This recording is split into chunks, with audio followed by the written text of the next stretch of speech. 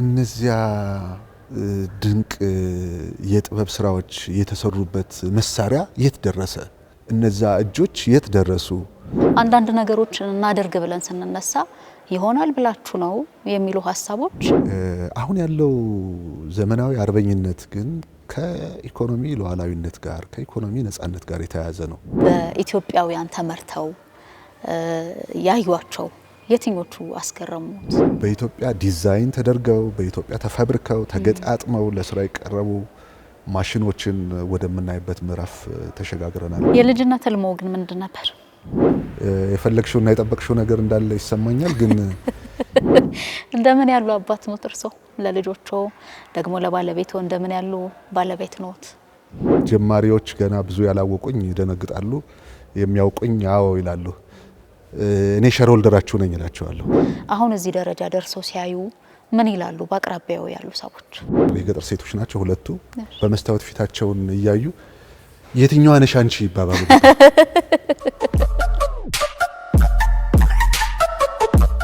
ጤና ይስጥልን እንደምን አላችሁ? ከፋና ሚዲያ ኮርፖሬሽን ፋና ፖድካስት የእንግዳ ሰዓታችን ላይ ደርሰናል። ዛሬ በእንግዳ ሰዓታችን ሀሳብን እንግዳ አድርገናል። በእርግጥ ስለ እንግዳችንም ጥቂት ነገር ለማወቅ እኔ ጓጉቻለሁኝ እና እናንተም ታውቃላችሁ ብዬ አስባለሁኝ። ኢትዮጵያ ታምርት አራተኛው እሁድ ዕለት ጀመረ፣ ደግሞ ነገ ይጠናቀቃል፣ ነገ አርብ።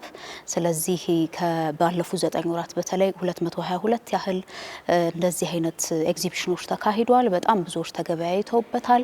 ደግሞ ብዙ ብሮችም የተገኙበት ነበረ በዚህ መሃል።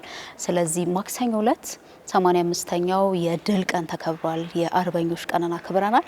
ድል የኔ ዘመን ድል የምንለው ደግሞ እንዲህ ያሉ ተኪ ምርቶችን ማስፋት ኢትዮጵያን ታምርት ያህል ትልቅ ኢንቨስትመንት ኢኒሼቲቭ ነው ብዬ አስባለሁኝ እና በዚህ ዙሪያ ከኢንዱስትሪ ሚኒስትሩ አቶ መላኩ አለበል ጋር ቆይታ እናደርጋለን። አብራችሁን ስለምትሆኑ በጣም አመሰግናለሁ። ከባልደረቦቼ ጋር ሳራ መኮንን አብሬ ቆያለሁ።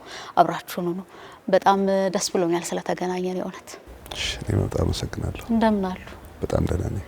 እንዴት ነበር የሶስቱ ጉዞ? አራተኛው ደግሞ በጣም በድምቀት ነው የተጀመረውና ብዙ ሀሳቦችም የተንሸራሸሩበት ነበረ። እንኳን ደስ ያላችሁ ብዬ ልጀምር አይደል? እንዲህ አይነት ትልቅ ሀሳብን ደግሞ ወደ መሬት ማውረድ በራሱ ትልቅ ነገር ነው ብዬ ስላሰብኩኝ ነው። ይሄ ትልቁ የኢትዮጵያ ፕሮጀክት ስለሆነ በስኬቱ ሁላችንም ከትሩፋቱ ተሳታፊዎች ተጠቃሚዎች ስለሆን የጋራ ፕሮጀክት ነው። እንኳን አብሮ ደስ አለን። የጋራ ደስታችን እውነት ነው። እንደ ሀገር የምንኮራበት ደስ ብሎን የምናሳልፈው ደግሞ እንዲህም አለን እንዴ የምንባባልበት ነውና እርስዎ ውስጥ ቢሆኑም ስራው ላይ ቢሆኑም ምን አስገረመዎት? ግን ባውቅ ደስ ይለኛል። እኛ ያየን በአካልም በቴሌቪዥንም እንዲህም አለን እንዲህም መስራት ይችላል እየተባባልን ወይ ያለን ስለነበር እኔ በግሌም እንደዛ ያልኩ ስለነበር 2014 የኢትዮጵያ ታምርት ንቅናቄን ስንጀምር ያኔ ንቅናቄውን ያስጀመርንበት ጊዜ በኢትዮጵያ ታሪክ ውስጥ አንድ የሉዓላዊነት ጉዳይ ሀገርን ከጥቃት የመከላከል አጀንዳ ከፍ ያለበት ጊዜ ነው የነበረው። የሰሜኑ ጦርነት በኢትዮጵያ ታሪክ ውስጥ እንደ አንድ ጥቁር ጠባሳ የሚወሰድ ነው። እንደ ሀገር ኢትዮጵያ የነበሯት የኢንዱስትሪ ቁጥር አናሳ ናቸው። መሰረታችን በጣም ጠባብ ነው። ስለዚህ የነበሩንን ሀብቶች ጠብቀን በዘላቂነት ሌሎቹንም እየጨመርን መሄድ አለብን ብለን በምናስብበት ጊዜ በነበሩት ኢንዱስትሪዎች ላይ ጥቃት ተቃጥቶ ነበር እና የኮቪድ ወቅት ነበር። ፖለቲካ ለመረጋጋቶች ነበሩ። ከአግዋ ጋር ተያይዞ የገጠመን መሰናክል ነበር። ያኔ በጣም ከጨለመ ነገር ውስጥ ሆነን ግን ከዚህ ካለንበት ነባራዊ ሁኔታ መውጣት አለብን፣ መውጣትም እንችላለን እና አዲስ መንገድ መከተል አለብን ብለን ነው ያኔ የጀመርነውና ምክክር በምናደርግበት ጊዜ አንዳንድ የሀሳብ ልዩነቶች ነበረ። ሌላ ጊዜ ለምን አናደርገውም ብናቆየው፣ አሁን በኢትዮጵያ ውስጥ ማን ኢንቨስት ለማድረግ ፍላጎት ይኖረዋል? ያሉት ኢንዱስትሪዎች እንደዚህ አይነት ችግሮች እያጋጠሟቸው አይደለም ወይ ወዘተ የሚል አይነት ሀሳብ ናቸው ነበር የነበሩት። ግን አይ የለም ስታይም አሁን ከኢንዱስትሪ ውጭ ሆነን ከዚህ ችግርም ልንወጣ አንችልም። ስለዚህ የማኑፋክቸሪንግ ኢንዱስትሪ ተግዳሮቶቹን ለይተን የቅንጅት ችግሮችን ፈተን በዘላቂነት ኢትዮጵያን ከፍ ወዳለ ምዕራፍ ማሸጋገር አለብንና አሁን ያለውን ጥቁር ደመና ሳይሆን ለወደፊቱ የምንደርስበትን የብርሃን አድማስ ነው ማየት ያለብን። ስለዚህ እሱን ተከትለን ነው መሄድ ያለብን እና የንጋት ኮከብ አለች፣ እሷን የንጋት ኮከብ ተከትለን ነው መሄድ ያለብን ብለን ነው ዶኩሜንት አዘጋጅተን ምክክር ያደረግነው። ሂስቶሪካሊ ደሴ ከተማ ከህወሓት ጥቃት ነፃ ከሆነች እጅግ በጣም አጭር ጊዜ ነው እና የሁሉም ክልል ቢሮ ኃላፊዎችን እዛ ወስደን ዶኩሜንቱን አቅርበን ኦልሞስት የተቃጠሉ ፋብሪካዎችና ጉዳት የደረሰባቸው ተቋማት አመዱ ገና እሳቱ አልጠፋም። አብረን ነበረን። በነገሮት ላይ ሲጎበኝ አብሬ ነበርኩ። ኮምቦልቻ የሄድንበት ኢንዱስትሪ ፓርኩን ያየንበት በዛ ሁኔታ ውስጥ ነው። ያኔ የነበረው ሁኔታ ይህንን ለማሰብ የሚያስችል አልነበረም።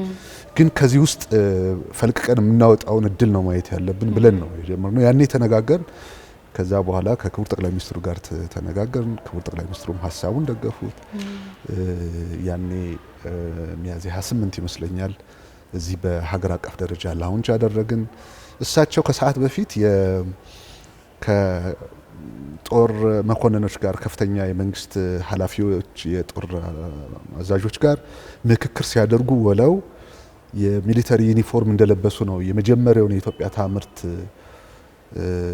ፕሮግራም ላውንጅ የተደረገው ማለት ነው። ስለዚህ ያኔ እኛ በአይምሯችን ውስጥ የሳልነው አለ፣ ያለምነው አለ፣ እሰብነው አለ። ሌሎቹ ሰዎች ላይ ደግሞ የነበሩ ኮንፊውዥኖች ነበር። ወደ 35 አካባቢ የሚደርሱ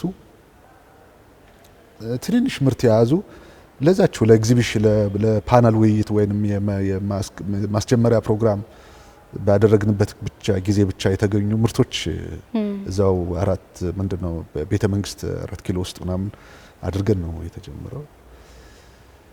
አሁን በየአመቱ በመጠን በአይነት እየሰፋ አዳዲስ ኢንተርፕሬነሮች እየተፈጠሩ በኢትዮጵያ ዲዛይን ተደርገው በኢትዮጵያ ተፈብርከው ተገጣጥመው ለስራ የቀረቡ ማሽኖችን ወደምናይበት ምዕራፍ ተሸጋግረናልና አሁን ያኔ የነበርንበትና አሁን የደረስንበት ሁኔታ ኮምፕሊትሊ ለመገመት በጣም የሚያዳግት ነው። ሰምሮልናል፣ ተሳክቶልናል። ዛሬ የደረስንበት ደረጃ ላይ ለመድረስ ችለናል። ግን ይሄ የብዙ ተዋናዮች እጅ ያለበት ነው። ሚዲያዎች በግንዛቤ ፈጠራ የሰሩት ስራ ቀላል አይደለም። ባለሀብቶቹ ችግር ተቋቁመው በማምረት መቀጠላቸውና አዳዲስ ፋብሪካዎቹ መገንባታቸው ለዚህ ውጤት አብቅቶናል። በየደረጃው የሚገኘው አመራር ማኑፋክቸረሮቹን በመደገፍ በኩል የነበረው ሚና በጣም ከፍተኛ ነው። አጠቃላይ ይሄ ፕሮጀክት የሀገር ፕሮጀክት ሆነ። የሃይማኖት አባቶች ይሄ ፕሮጀክታቸው ነው። ሰራዊቱ ይሄ ፕሮጀክት ነው። ተማሪዎቹ ይሄ የኢትዮጵያ ታምርት ፕሮጀክት የነሱ ፕሮጀክት ነውና ሁሉንም ያስተሳሰረ እንደ አንድ ትልቅ ሀገራዊ አጀንዳ የሆነ ጉዳይ ነው ኢትዮጵያ ታምርትና እኛም ኤነርጂ እያገኘን ከጊዜ ወደ ጊዜ እየገፋንበት ዛሬ የደረሰበት ደረጃ ላይ ደርሷል። የ10 ዓመት ንቅናቄ ነው። ጋዜጠኞቹ ያኔ ሲጠይቁን ነበር። ለአንድ ዓመት ነው ይሄ፣ ለአንድ ወር ነው፣ የሆነ ጊዜ ሞቅ ሞቅ አድርጋችሁ ነው የምትተውት ምናምን ነበር የሚሉ ነው። ይሄ የኢትዮጵያ ትልቁ የችግር መውጫ መንገዷ ስለሆነ በ10 ዓመት ውስጥ ቢያንስ አንድ ምዕራፍ ላይ አድርሶ ምናልባት ከዛ በኋላ ደግሞ ሁለተኛ ዲክሌር ሊደረግ ይችላል። ግን የመጀመሪያው 10 ዓመት ጥርሳችን ነክሰን የምናስቀጥለው ነውና ወደ ኋላ አይመለስም የሚል ነበር። አሁን የደረሰበት ደረጃ ላይ ደርሷል። በ10 ዓመት ውስጥ አሁን ያሉትን 4 ዓመት ስናይ በመጪዎቹ 10 ዓመታት ይሄ ንቅናቄ ሌላ ትልቅ ታምር እና ታሪክ የሚያስመዘግብ ይሆናል የሚል እምነት አለኝ። አሁን የመጣንበትን መንገድ በሙሉ እውነት ነው። የ4ቱን ዓመት ታይቶ 6 ዓመቱ ምን ሊሆን እንደሚችል መገመት አይከብድም። እንዳሉት ቁጥር እየጨመረ የሚገበያየው ሰው እየጨመረ የሚገኘው ገንዘብ እየጨመረ ለምሳሌ ዘንድሮ ከ370 በላይ አምራቾች አሉበት። ከ150 ሺህ በላይ ግብይቶች ይፈጸማሉ ተብሎ ይታሰባል። ከዛ ከ5 ቢሊዮን ብር በላይ ደግሞ ገቢ ይገኛል ተብሎ ይታሰባል። በዚህኛው ጊዜ ያለፉት 9 ወራትንም ወደ በኋላ መለስ እንላለን። ግን ምን ሀሳብ መጣልኝ አንዳንድ ነገሮችን እናደርግ ብለን ስንነሳ ይሆናል ብላችሁ ነው የሚሉ ሀሳቦች ብዙዎቻችንን ይጎትታሉ ወደ ኋላ። ኢትዮጵያ ታምርት አንዱ ማሳያ ነው ብዬ አስባለሁ። እርሱ አሁን ያነሱት የመጀመሪያው ላይ 2014 ላይ የነበረው በሁለት መልኩ የተከፈለ ሀሳብ አሁን ልክ ነው የሚል አለ፣ እንችለዋለን የሚል አለ፣ አይ እንችለዋለን አሁን ካልጀመረን መች እንጀምራለን የሚል አለ። ግን ያኛው ሀሳብ ጎልቶ እንዲወጣ የውስጥ ብርታት ያስፈልጋል ብዬ አስባለሁ። ስለሱ እናንሳ። በህይወትም ያለ ስለሆነ ነው ይሄኛው በደንብ ምሳሌ ስለሚሆን ብዬ ነው። ሀሳቡ ሲነሳ ከሩቅ አይደለም፣ ገራ ከራሳችን ከመስሪያ ቤታችን ውስጥ በመደበኛ ስራችን ላይ ተጽዕኖ አይኖረውም። በመደበኛ ስራ የምንሰራውን ወደዚህ ማምጣት ለምን አስፈለገ? አይ ሌላ ህግ ማውጣት አይሻልም? በህግ ብናደርገው አይሻልም? ወዘተ የሚሉ ብዙ አይነት አደናቃፊ ወይም ደግሞ ከተንኮል የመነጭ አይደለም። እያንዳንዱ ሰው የራሱ ሀሳብ ስላለው እንዲሁ ከስጋትም ሊሆን ይችላል። ከስጋትም የሚመነጭ ነው። ይሄ ነገር ላይሳካ ይችላል። ከዚህ በፊት እየተሞከሩ ፌል ያደረጉ ነገሮችም ስላሉ ከዛ ጋር በማያያዝ ምናምን ነው። ከክፋት የመነጨ ምናምን አይደለም። ግን እኛ አንደኛው ዝግጅት ያደረግንበት በደንብ ሰነዶቹን የሌሎች ሀገሮችንም ተሞክሮ አየን። ከሌሎች ሀገሮች ከተሳካላቸው ብቻ ሳይሆን ካልተሳካላቸው ሀገራትም ጭምር አየን። እንዴት ተሳካላቸው፣ እንዴት ሳይሳካላቸው ቀረ፣ ምን ስለሆነ ነው። ለምሳሌ አንዱን እንኳን ባነሳ ለምን አልተሳካላቸው ያልተሳካላቸው የገቨርንመንት የፖለቲካል ኮሚትመንቱ በጣም ዝቅተኛ በሆነበት ሀገር ጀምረው ያልተሳካላቸው እንደሆነ እኛ የገቨርንመንት ኮሚትመንትን ካረጋገጥን ለምንድን ነው የማይሳካልን? ይሳካልናል ወደሚል ሄድን ማለት ነው። እና ሀሳቦች ነበሩ ቻሌንጅ የሚያደርጉ ይሄ ነገር ባይሆን የሚሉ ምናምን አመለካከቶች፣ ሀሳቦች ነበሩ። ግን ይህንን መቋቋምና ማለፍ የግድ ስለነበር መጀመሪያ በውስጣችን የነበረውን ሁኔታ እያጠበብን ተደጋጋሚነት ያለው ውይይት እያደረግን ምን አይነት ውጤቶችን ልናስመዘግብ እንደምንችል በውስጣችን ያለውን ነገር በተሻለ ሁኔታ ካስተካከልን በኋላ ቀጥለን ወደ ማህበረሰቡ በመንገባበት ጊዜ ከምንጠብቀው በላይ ሰፖርት ተደርገናል። ባይዘው ይሄ ጥሩ ነው፣ በጣም ያስፈልጋል። ኢትዮጵያ ታምርት እንደውም አንዳንዶቹ ብዙ ትርጉም ሰጡት። የሃይማኖት አባቶች ይሄ ገና አዳም ከገነት ከወጣ ጀምሮ ይሄንን እንዲያደርግ የታዘዘው ነው። ሰው ጥሮ ግሮ እንዲበላ እንዲያመርት ነው። እና ይሄ የአምራችነት አጀንዳ ጥሩ ነው። በየመድረኩ የሚገኙ የሃይማኖት አባቶች ይህንን ይላሉ። ሌሎችም እንዴ የት ሄደን ነው እስካሁን ድረስ ማምረትን አጀንዳ ያላደረግ ነው? ኢትዮጵያውያን የኛ ያልሆኑ በጣም ብዙ ኢምፖርትድ የሆኑ አጀንዳዎች ባልተገባ መንገድ ሳንፈልጋቸው የገዛ ናቸው አጀንዳዎች የኛ ያልሆኑ ከባህላችን ያፈነገጡ ከሃይማኖታችን የወጡ ከታሪካችን የተቃረኑ ብዙ አጀንዳዎች የሚንሸራሸሩበት ሀገር ነውና ምን አለበት ቡና መጥቷል። ቡና እየጠጣን ጥሩ ነው ለፖድካስት ወጉ። ምን አለበት ማምረትን አጀንዳ ብናደርገው፣ ይሄ እንደውም የዘገየ አጀንዳ ነው የሚል ነበርና ከኢትዮጵያ ታምርት ከሚያዚያው የላውንቺንግ ፕሮግራሙ በኋላ ስለ ኢትዮጵያ የሚል የኢትዮጵያ ፕሬስ ድርጅት ያዘጋጀው መድረክ ነበረ የክልሎቹና ያኔ ድሬዳዋ ነበረ መጀመሪያ የተጀመረውና ያኔ ዲስከስ በምናደርግበት ጊዜ ሰው በደስታ ነበር የተቀበለው እና በየጊዜው እሱን እያሻሻል ነው አሁን የደረስንበት ደረጃ ላይ ደረስነው። ይሄ እንግዲህ ምንድነው ምንጊዜም አንድ ሀሳብ ሲጸነስ የሆነ ሀሳብ ሲወለድ ሁልጊዜ ይሁንታ አያገኝም። በማወቅም ይሁን ባለማወቅ ተግዳሮቶች ሊኖሩበት ይችላሉ። ግን ይጠቅማል ብለን ያሰብነውን በጎ ሀሳብ ሁልጊዜ መግፋት አለብን። የሚያስከፍለው ዋጋ ይኖራል። እንደውም ከዚህ በላይ ሊያጋጭም ይችላል። ከዚህ በላይ ቅሬታ ሊፈጥርም ይችላል።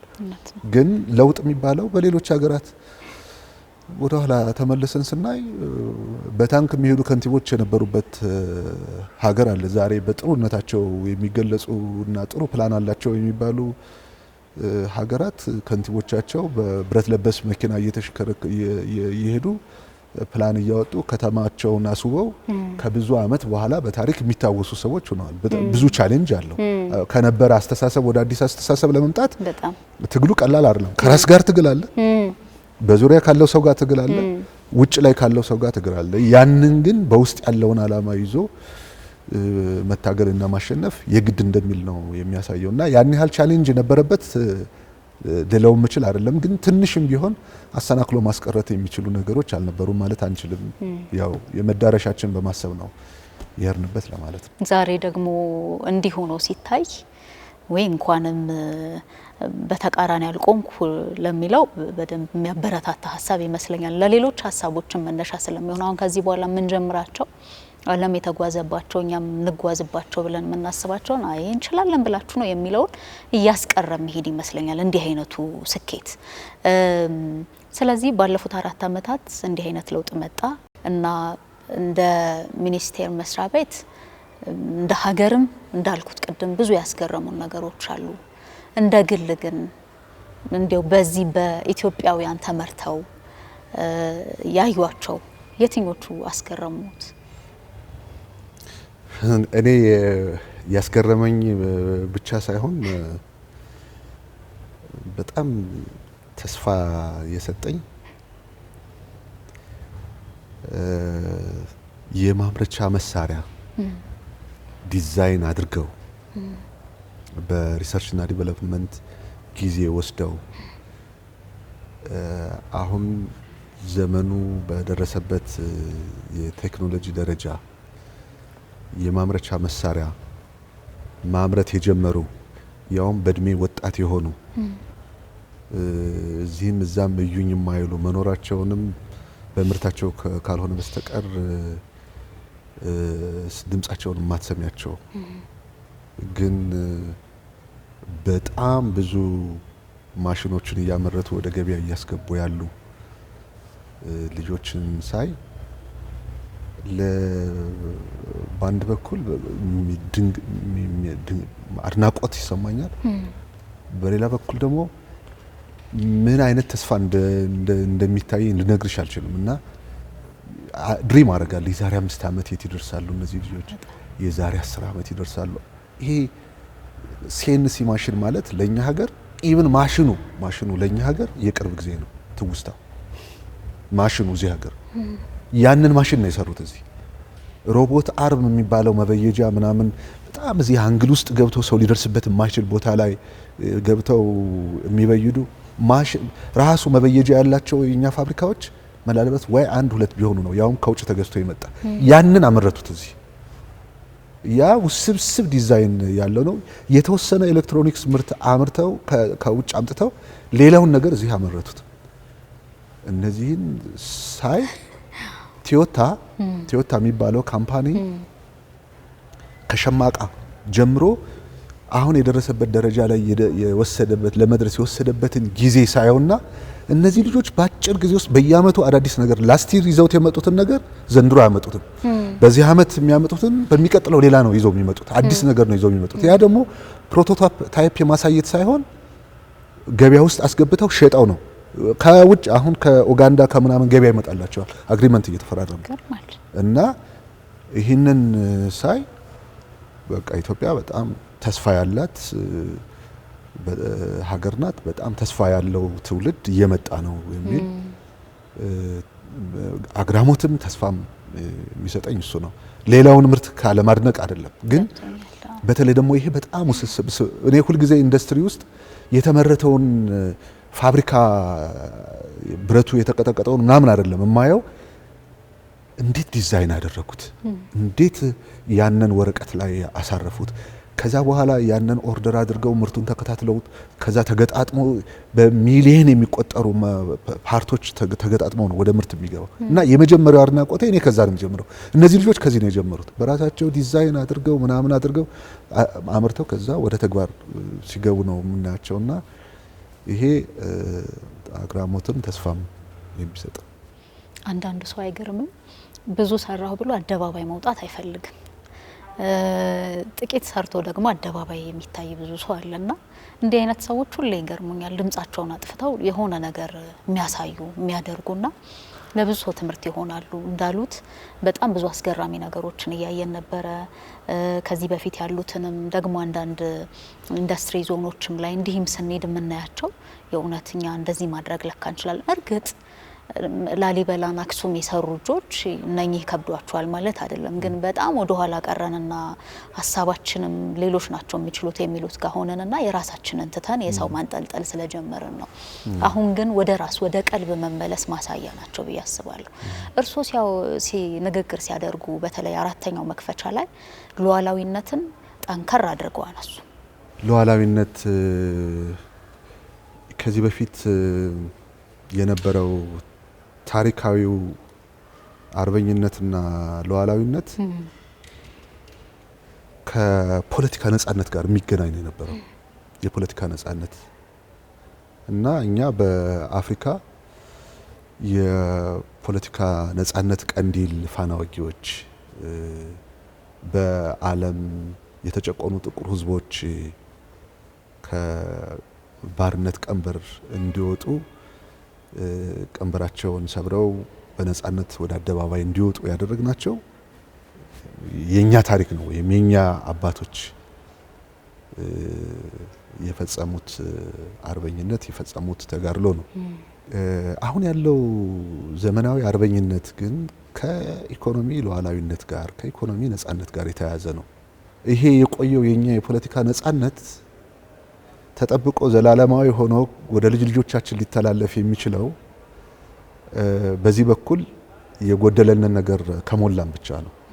ይሄኛውን ሉዓላዊነት ችላ ካልነውና በመጣንበት መንገድ ከሄድን በቁጥራችን ምክንያት አንከበርም፣ በታሪካችን ምክንያት አንከበርም፣ በባህላችን በሃይማኖታችን ምክንያት ከመደፈር ነጻ ልንሆን አንችልም።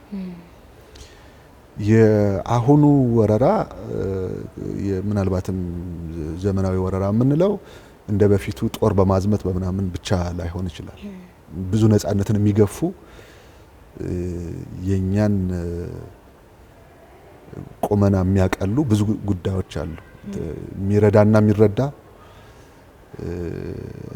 የሚሰጥና የሚቀበል እኩል አይደለም።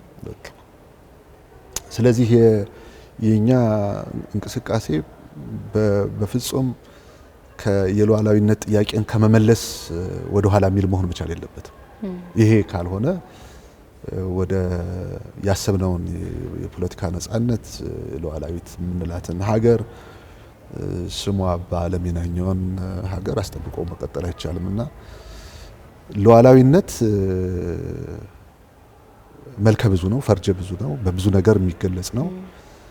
ስለዚህ በዋነኛነት የኢኮኖሚ ነጻነታችን ማረጋገጥ አለብን ስንል አትሊስት መሰረታዊ የምንላቸውን ፍጆታዎቻችን መሸፈን መቻል አለብን። ከዚህ በፊት የነበረው የሉዓላዊነት ጉዳይ መከላከል ነው የነበረው። የአሁኑ ሉዓላዊነት ራስን በመገንባት የሚገለጽ ነው። ራስን መገንባት ለራስ የሚሆንን ነገር መፍጠር በኢኮኖሚ ሀያል መሆንን የሚጠይቅ ነውና ይሄ ሀያልነት ይሄ ሉዓላዊነት ደግሞ በጣም ትራዲሽናል በሆነ ወይም በቆየው የአመራረት ስልተ ምርታችን ሳንቀይር ሊሆን አይችልም። ይህንን መቀየር ያለብን ኢንዱስትሪዎቹን በማስፋፋት በማሳደግ ራስን በማዘመን የአጠቃላይ ስልተ ምርታችንና ከዝቅተኛ ምርታማነት ወደ ከፍተኛ ምርታማነት የሚወስደው መንገድ ስንከተል ነው። ይሄ ያለው ደግሞ ኢንዱስትሪ ውስጥ ነው። ግብርናው ምርታማ እንዲሆን ማኑፋክቸሪንግ ኢንዱስትሪ የማምረቻ መሳሪያ ማቅረብ አለበት፣ ዘመናዊ መሳሪያ ማቅረብ አለበት። በኮንስትራክሽን ኢንዱስትሪው በጣም የተሻለና ተወዳዳሪ እንዲሆን አሁን ቅድም የጠቀስሽው አለ ላሊበላ፣ የእነ አክሱም፣ የጀጎል፣ የፋሲል ታሪክ እኔም ሁልጊዜ ኩዌስችን ያደርገኛል። እነዚያ ድንቅ የጥበብ ስራዎች የተሰሩበት መሳሪያ የት ደረሰ? እነዛ እጆች የት ደረሱ? ከአብያተ መንግስታትና ከአብያተ ክርስቲያናት አልፈው ለምንድነው ወደ ማንኛውም ማህበረሰብ ያልገባ የሚል ሁልጊዜ ኩዌስችን አደርጋለሁ። ይህንን የሚቀይረው የኮንስትራክሽን ኢንዱስትሪው ዘላቂ ተወዳዳሪ ሆኖ እንዲቀጥል ለማድረግ የሚያስችል የማኑፋክቸሪንግ ኢንዱስትሪ የምርት አይነትና የምርት መጠን ማደግ መቻል አለበት። ቱሪዝሙን በተመሳሳይ ሚሊተሪውን በዛ ሜዲካሉ ሁሉም ነገር በዚህ ውስጥ የሚያልፍ ነው ማለት ነው። ስለዚህ የኛ ሉዓላዊነት በጣም ሰፋ ያለ ይዘት አለው ስንል ከኢኮኖሚ ጋር የሚያያዘው ክፍል በጣም ከፍ ያለ ነው። ይሄ ደግሞ በአንድም በሌላ መንገድ የኢኮኖሚ ልብ በሆነው በማኑፋክቸሪንግ ኢንዱስትሪ ውስጥ የሚገለጥ ነው ማለት ነው እና ለዛ ነው ሉዓላዊነትን በንግግሬ ውስጥ ለማስገባት የሞከርኩት። ሀሳቡም ከመደመር መንግስት መጽሐፍ ጋር እሱን ሀሳብ በማዳበር ነው። የዛ መጽሐፍ ላይ በትልቁ ማኑፋክቸሪንግ ኢንዱስትሪና ሉዓላዊነትን በጣም ጎላ ባለ መንገድ ተቀምጧልና ለኔም የተመቸኝ ሀሳብ እሱ ስለነበረ ነው። በሌሎች ሀገሮች አምራች ኢንዱስትሪ ምርት ላይ ጥገኛ ሆኖ ሉዓላዊ ሀገር አለኝ ማለት ቀልድ ነው። የመደመር መንግስት ማኑፋክቸሪንግ ኢንዱስትሪን የሚያየው ከኢኮኖሚ ጠቀሜታው ባሻገር የክብር ጉዳይ፣ የሉዓላዊነት ጉዳይ፣ ራስን የመቻል ማንም ላይ ያካለ መደገፍ ጋር ተያይዞ ባለው አስፈላጊነት ነው ይላል። ማኑፋክቸሪንግ ኢንዱስትሪ በኢትዮጵያ ዘላቂና የማይበገር ኢኮኖሚ ለመገንባት አስፈላጊና ወሳኝ ነው የሚል እምነቱን እዛ ያስቀምጣል። ሌሎችም የተገለጹ ብዙ ነገሮች አሉ። ይሄ ሁሉ በሙሉ ስታየው በቃ የኢትዮጵያ ሉዓላዊነት በአንድም በሌላ መንገድ በቀጥታ ከማኑፋክቸሪንግ ኢንዱስትሪ ጋር የተያያዘ ነውና ማኑፋክቸሪንጉን ትተን ስለ ሉዓላዊነት ልናወራ አንችልም ያልኩት ለዚህ ነው። ቆንጆ ሀሳብ ነው። ባለፉት 9 ወራት የነበረ ሪፖርት እርሶም ሲጠቅሱት እንደሰማሁት በተለይ 222 ገደማ እንደዚህ አይነት ዝግጅቶች ነበሩ በተለያዩ የሀገሪቱ አካባቢዎች። ከዚያ ውስጥ ደግሞ 3.6 ቢሊዮን ብር ገደማ እንዲሁ ተሰብስቧል። ብዙዎችን ማገናኘት ተችሏል። የገበያ ትስስር መፍጠር ተችሏል እና ለውጦች በደንብ እየመጡ ነው። የሰውን ስሜት ባውቅ ደስ ይለኛል። የሚመጣ የሚያዩ ሰው ደግሞ ስሜት ምን ያለ ይሆን? እንደምን ያለ ይሆን? የሰው ስሜት የሚጀምረው ከመደነቅ ነው የሚጀምረው። እንግዲህ ምናልባት አንቺም አክሰሱ ስለሚኖርሽ ቼክ ታደርጊ ትችላለሽ። እውን ይሄ ኢትዮጵያ ውስጥ የተመረተ ምርት ነው ከማለት ነው የሚጀምረው እና አይፈረድም። ይሄንን እኛ እንኳን ኢንዱስትሪ ውስጥ እያዋልን እያደርን በአንድ ኢንዱስትሪ ደጋግመን እያየን አንዳንዴ አልቀው የሆኑ ምርቶች ስናያቸው ለኛ ለራሳችን ይገርመናል። እንኳን በአመት አንዴ በሁለት አመት አንዴ ፋብሪካዎችን መጥቶ እንደዚህ አይነት ኤግዚቢሽኖችን የሚያዩ አይፈረድም። ስለዚህ አድናቆት ነው። ሁለተኛ ከዚህ በፊት የመጠቀም ኢትዮጵያ ምርት የመጠቀም ፍላጎት በጣም ውስን ነበር። አሁን በእጅጉ ነው የተሻሻለው። በጣም ነው የተሻሻለው ከገጠር እስከ ከተማ ድረስ። ምክንያቱ ግን ምን ነበረ? ለምሳሌ እኔ በሰማሁት ጥራት ይላሉ። ጥራትም ውስንነት ነበር።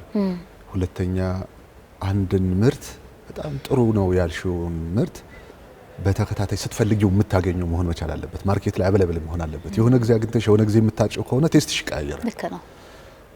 እሱ አለ። በሌላ በኩል ደግሞ ዋጋ ጋር የተያያዙ ነገሮች ነበሩ። አሁን በኢንዱስትሪዎቹ መካከል ባለ ውድድር አንደኛ ጥራቱን ከጊዜ ወደ ጊዜ በጣም እያሻሻሉት መጥተዋል። ሁለተኛ ዘመናዊ ግብይት ስርዓት እየተከተሉ ነው። ይሄ ዲጂታል የመገበያያ ዘዴው በጣም እያደገ ነው።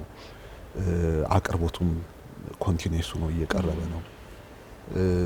እውነት ለመናገር በጣም በጣም በጣም ከፍተኛ ነውና ይሄ የሰውን አመለካከት እየቀየረው ሄደ።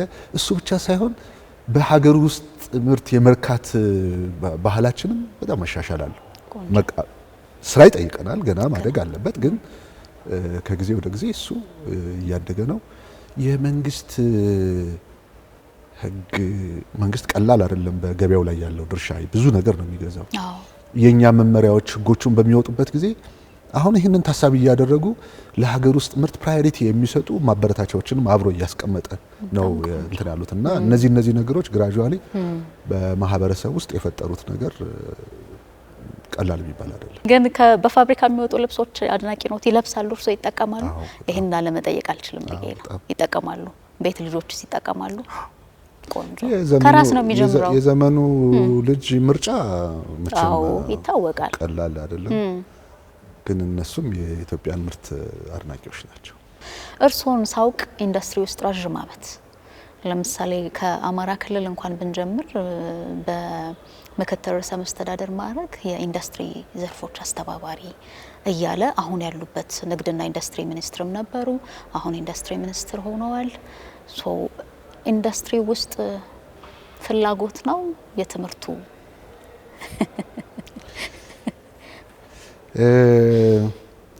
እንዳልሽው ነው።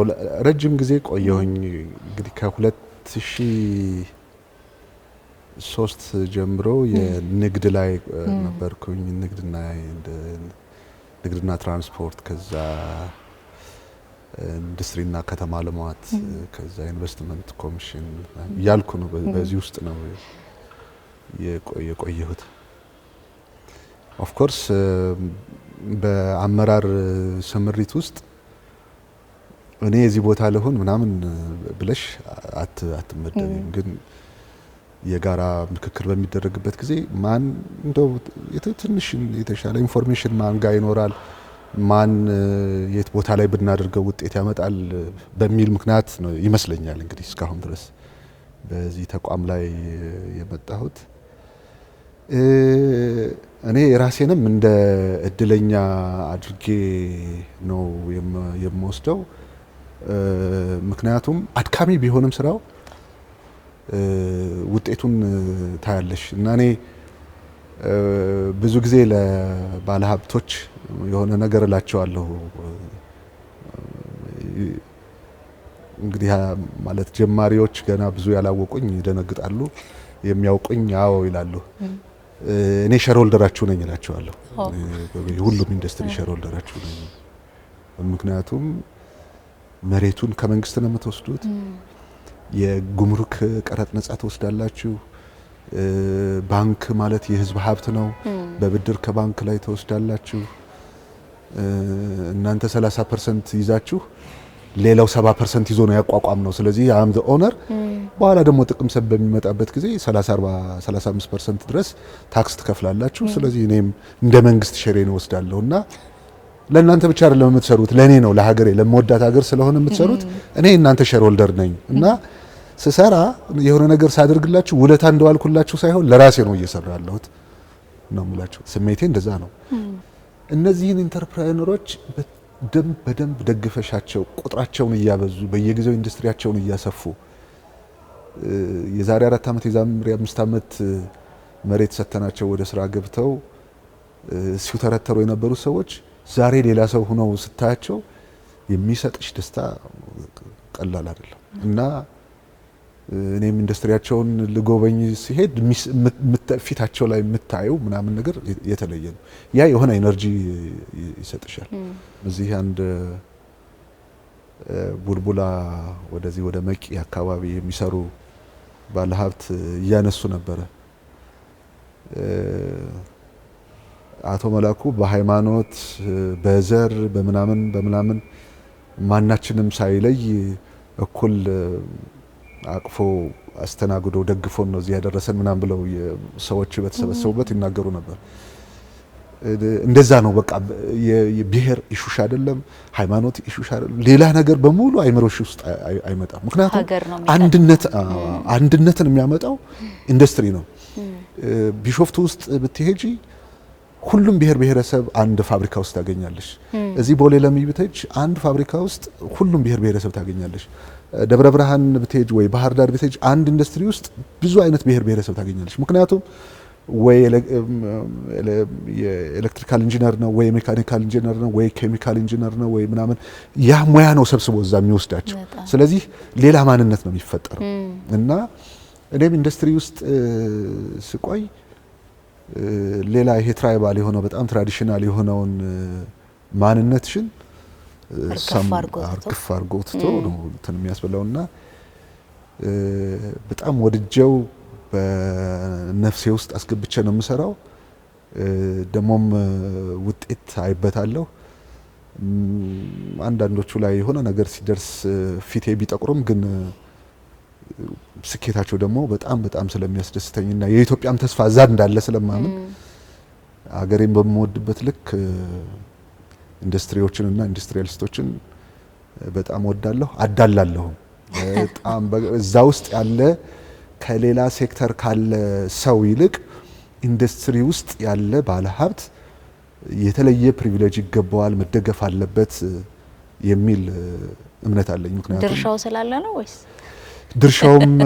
ድርሻውም ከድርሻውም በላይ ደግሞ ዋይት ኤሌፋንቶች ናቸው ወይም ነጭ ዝሆን የሚባሉ ናቸው። እነሱ የሚያስገቡት ጥሬ ዕቃ ይታወቃል፣ የተጠቀሙት ፓወር ይታወቃል፣ የተቀጠሩት የሰው ኃይል ይታወቃል። ስለዚህ ለመንግስት ታማኝ ሆነው ከመንግስት ሰራተኛ ቀጥሎ ግብር የሚከፍሉት ኢንዱስትሪያሊስቶች ናቸው። አንደኛ እሱ ነው። ሁለተኛ አንድ ኢንዱስትሪ ላይ ኢንቨስት በሚደረግበት ጊዜ የሱ ስፒል ኦቨር ኢፌክት ወይም ወደ ሌሎቹ የመድረሱን ነገር ስታዩ በጣም በጣም በጣም ነው የሚያስደንቅሽ። ለምሳሌ አንድ የበቆሎ ፕሮሰስ የሚያደርግ ፋብሪካ በአመት ከ2 ሚሊዮን ኩንታል በላይ በቆሎ ይጠቀማል። እና ያንን ሳስበው በአማካኝ አንድ አርሶ አደር ስንት በቆሎ እንደሚያመርት ሳስበው የብዙ ቀበሌ ህዝቦችን ምርት በሙሉ ይቀበላል። እሱ ገበያ በመፍጠሩ ምክንያት እነዛ አርሶ አደሮች ተበረታተው ምርታቸውን ያመርታሉ። ያንን ምርት የሚያጓጉዙ ባለ ተሽከርካሪዎች ገበያ ያገኛሉ። ለነዛ ኢንዱስትሪዎች ግብዓት ያቀረቡ ድርጅቶች ተጠቃሚ ይሆናሉ። ይሄ ምርት ፕሮሰስ ከተደረገ በኋላ የሚያጓጉዙ ተሽከርካሪዎች ተጠቃሚዎች ናቸው። ሆልሴለሮቹ ተጠቃሚዎች ናቸው። ሪቴይለሮች ተጠቃሚዎች ናቸው።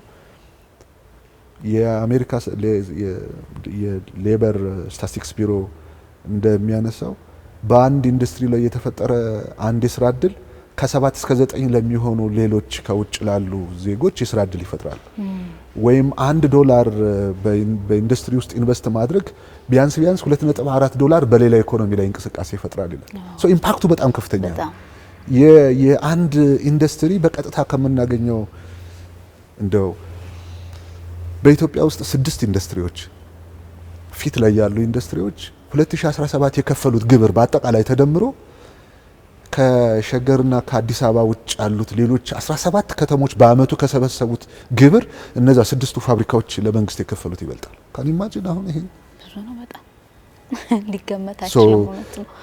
ይሄንን ኢንዱስትሪ ወደሽ ኤሌክትሪክ ሲቆምባቸው ብትንገበገቢ፣ ከስተም ላይ የሆነ መሰናክል ሲያጋጥማቸው ብትበሳጭ እና በሆነ ሁኔታ ሰራተኞቻቸው ማምረት የማይችሉበት ሁኔታ ተፈጥሮ ወደ ቤታቸው ሲመለሱ ብታይ የሚፈጥርብሽ ስሜት ቀላል አይሆንም።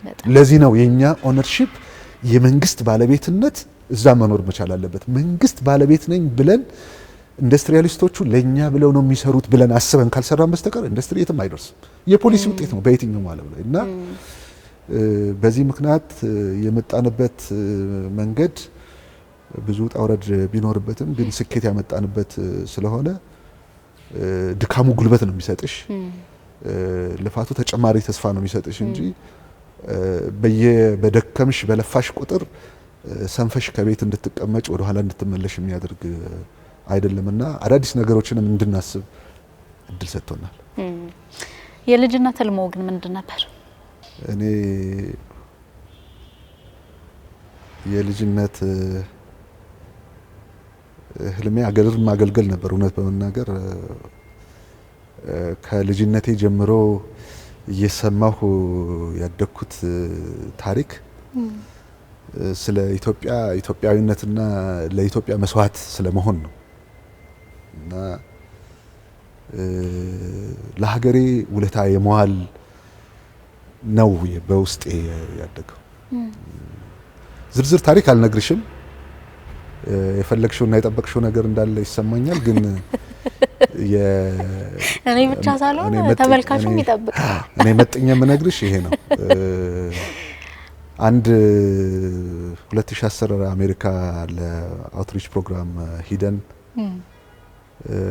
አንድ ሰው በመሃል ይህንን ጉዳይ አንስቶ ሰውየውን በስም ነው የማውቀው ከዛ በፊት ግን ሚዲያዎች ላይ የመላኩ ህልም ይሄ ነበረ እና ያ ህልም ተሳክቶለት በማየቴ በጣም ደስ ብሎኛል። ግን በዚህ መንገድ ይሆናል የሚል ግምት አልነበረኝም ማለት እና የኔ ህልም ከድሮ ጀምሮ በተማርኩባቸው ተቋማትም እንደዚህ አይነት ነው የነበረው እና ሰው ለመብቱ ለነጻነቱ እንዲተባበር የማድረግ እና የማስተባበር አይነት ሁኔታዎች ናቸው የነበሩኝና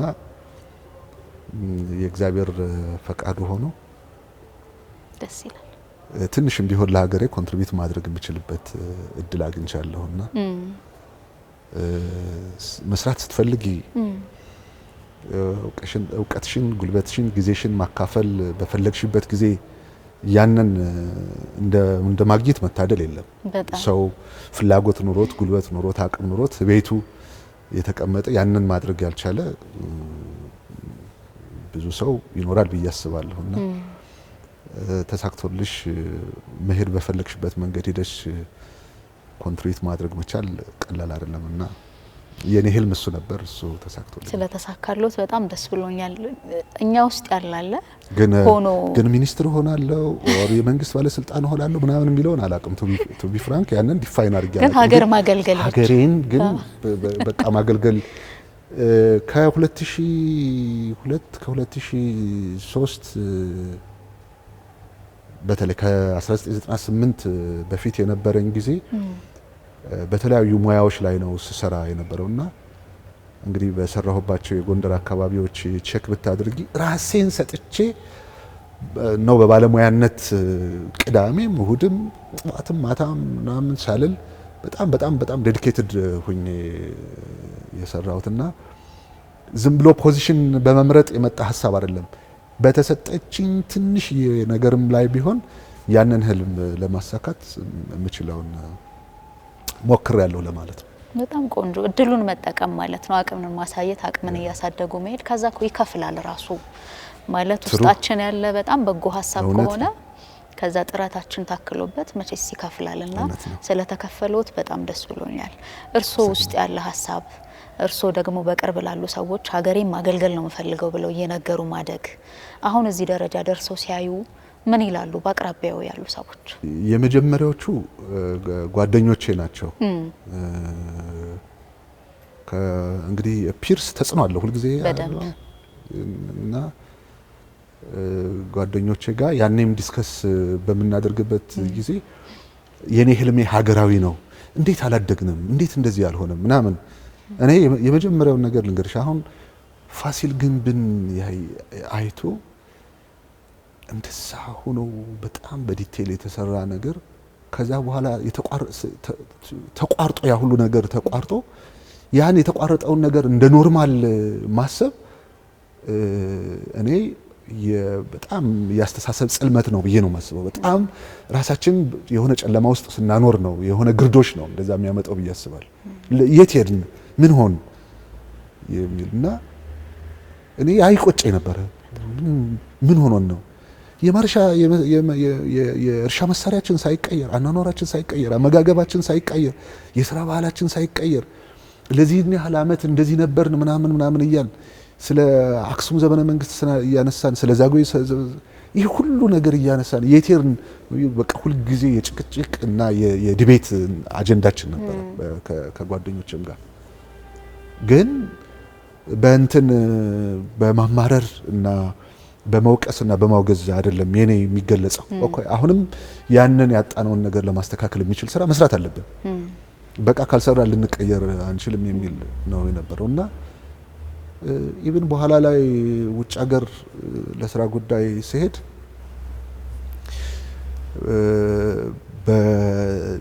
በጭንቅላቴ ተሸክሜ የምመጣውን የቁጭትና የልህ ስሜት መጠን ልነግርሽ አልችልም። እንትን ይመረኛል። የምበለው የምጠጣው ሁሉ ነገር ምናምን ይመረኛል። እንዴት ከዓለም ቀድመን ተፈጥረን እኛ ወደ ኋላ ቀረን። በዓለም ታሪክ ውስጥ የራሷን ሳንቲም ቀርጻ ወደ ስራ የገባች ሀገር፣ ሉዓላዊነቷን የጠበቀች ሀገር፣ ከቀይ ባህር ተሻግራ ሌሎች ክፍላት ዓለም ላይ ማስተዳደር ጀምራ የነበረ ገናና ታሪክ ያላት ሀገር የራሷ ስነ ጽሁፍ፣ የራሷ ጽሁፍ፣ የራሷ ፊደል የቀረጸች ገናና ጥልቅ ይዘት ያለው ሚስጥር ያላት ሀገር ምን ሆና ነው እንደዚህ የሆነው?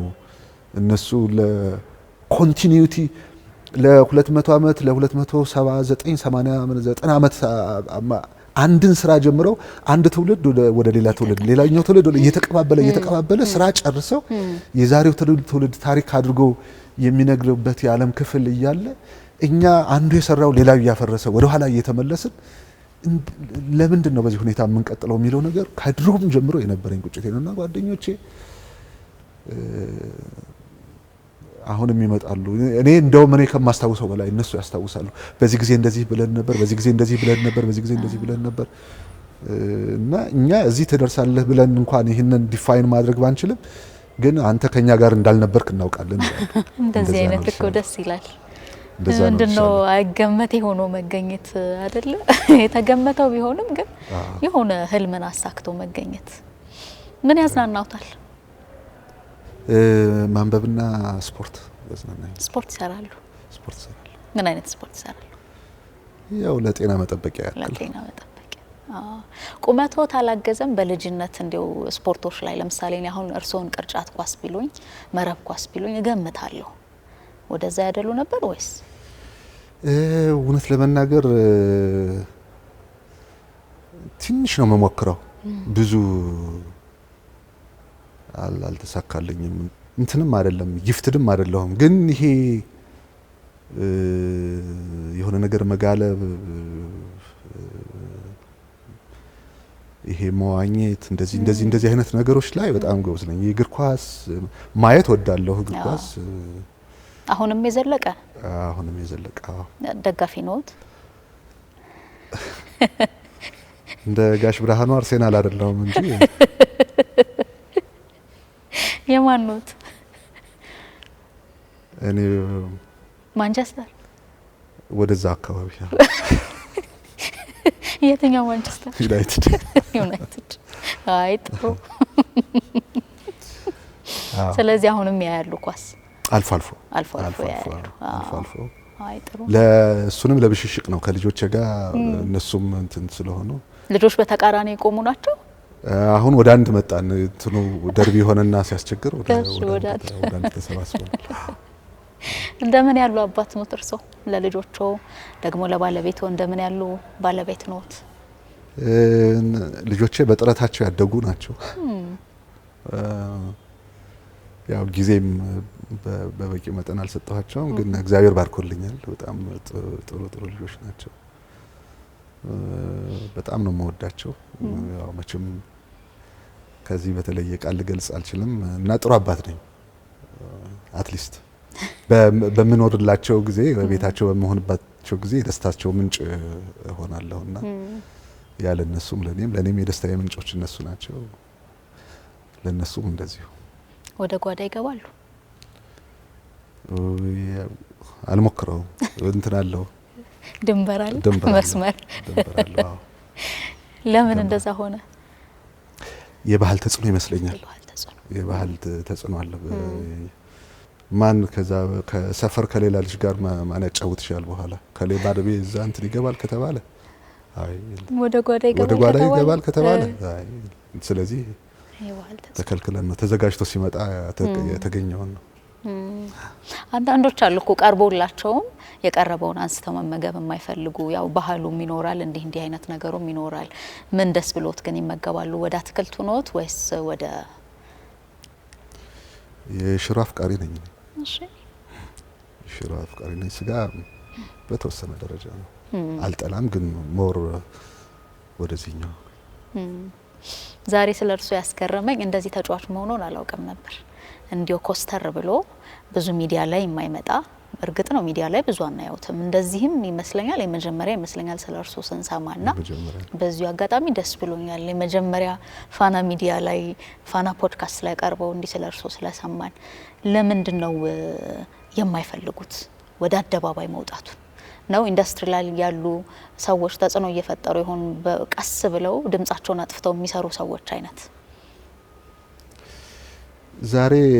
ዛሬ ለምን እንደሆነ ነው ራሱ እኔና ተጠራጠርኩት። ይሄን ቡና ከእናንተ ነው አይደል የመጣው? አይ ከዚህ ነው ከዚሁ ነው ቡናውን ተጠራጥሬያለሁ።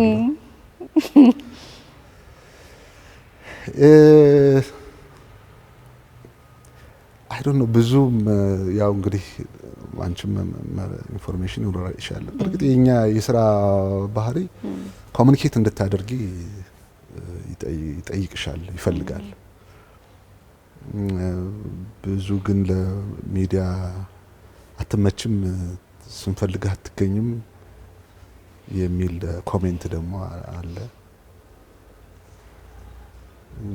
ከአይናፋርነት የመጣ ነው ልበላ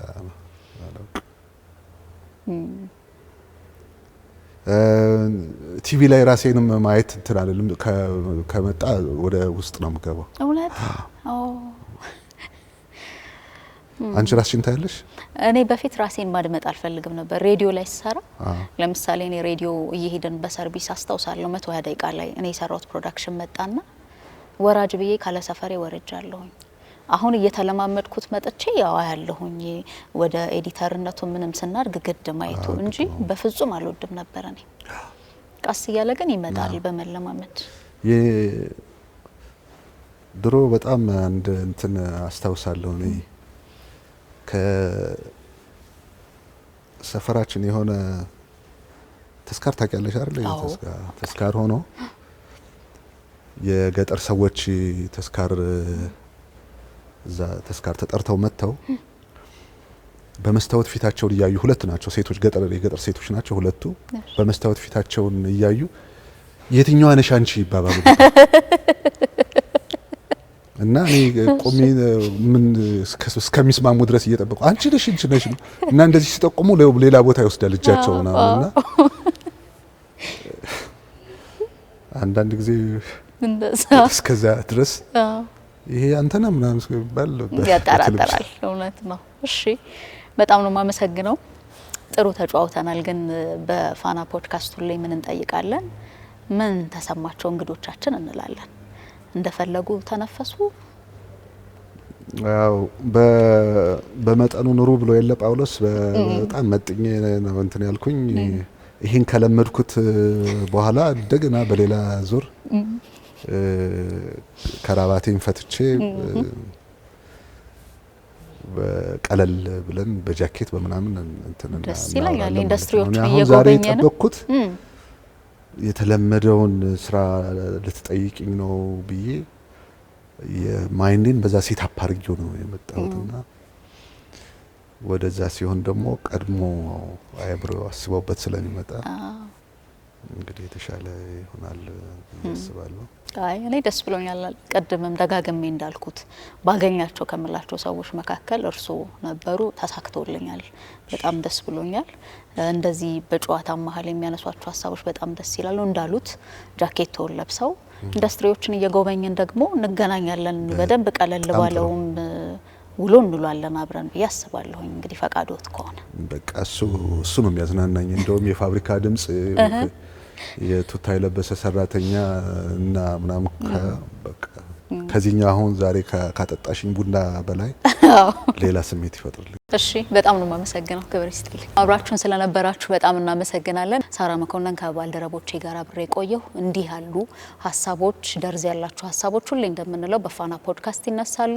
የሀሳብ መስጫ ሳጥኑ ላይ ማንን እንግዳ አድርገን ብናቀርብላችሁ ደስ እንደሚላችሁ ብታካፍሉንም በጣም ደስ ይለኛል። በድጋሚ አብራችሁን ስለነበራችሁ እናመሰግናለን። ጤና ይስጥልኝ።